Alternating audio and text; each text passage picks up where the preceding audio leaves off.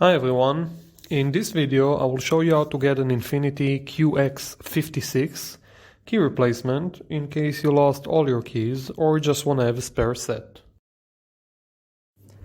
In addition, I will go over the estimated cost, type of keys, coding information, and some great tips to save you a lot of time and money.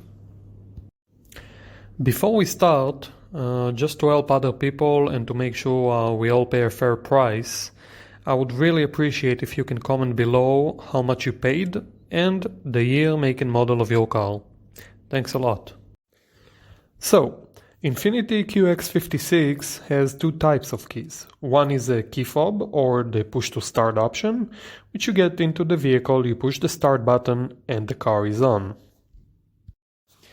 The other option is a regular ignition, which you actually have to put the key in the ignition and turn to start the vehicle. Let's go over each option.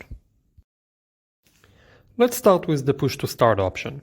For 2011, 12 and 13, we have a key fob with part number 285 E like elephant, 31 L like Larry, L like Larry, 0 D like dog, which needs to be coded on site with a special machine.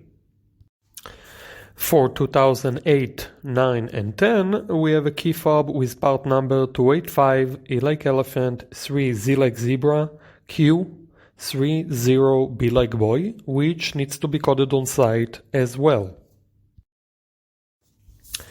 And for Infiniti QX56 with a regular ignition, we have a transponder key for 2004, 5, 6, and 7, N like Nancy, I like ignition, 04 T like Tom, which needs to be coded on site as well. Of course, if you need any help, you can contact us 24/7 and we will connect you with a locksmith near you. Now it's time for tip number 1. There are many different key fobs and transponder keys that looks exactly the same. However, they have a different chip value inside them, and if you get the wrong key, you get the wrong chip. Wrong chip, and you will not be able to start the vehicle. So always remember to provide the locksmith or dealer either the exact year, make and model of your car, or the VIN number and the type of key you had.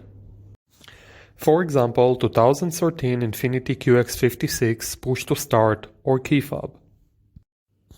Now let's go over Infiniti QX56 key replacement cost. You have three options to get a key replacement and the price varies depending on where you get the new key. First, get a key online and then have a locksmith or dealer cut and program it for you. Second, call an automotive locksmith who can come and make you a key and code it on site. And third, tow the car to the dealer. Online, you can get it for about $30, and including cutting and coding the key, you should pay total about $250. A locksmith should charge you about $280 for on-site service at your location, and the dealer about $350. For the transponder key, you should pay online about $15 and a total of $180. A locksmith should charge you about $200 for on-site service at your location and the dealer about $280. The following is very important to remember. While some keys can be coded without a special machine, it is not the case here. Therefore, if you decide to buy a key online, you will have to contact either the locksmith or dealer to do it for you. You cannot do it yourself. Before we continue, a quick word about a spare set.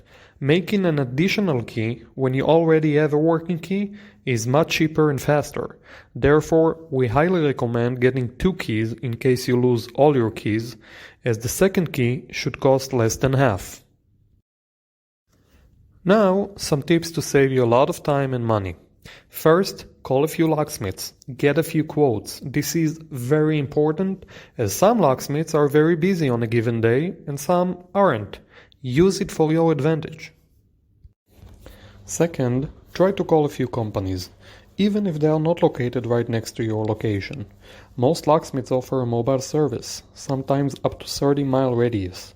So even though the business address might be far from you, they might be helping the customer right next to you. Do your research, it will pay off. Third, try to schedule an appointment, if you can wait a while. Most locksmiths would prefer to give you a 10, even 15% discount if you can wait while they finish another job. This way, it can work out for everybody.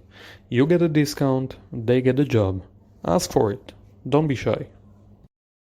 Finally, just like a mortgage, try to negotiate. If you find a better quote, tell them. Who knows? Maybe they will give you a better one. For more great tips, you can read our blog post about car key replacement cost.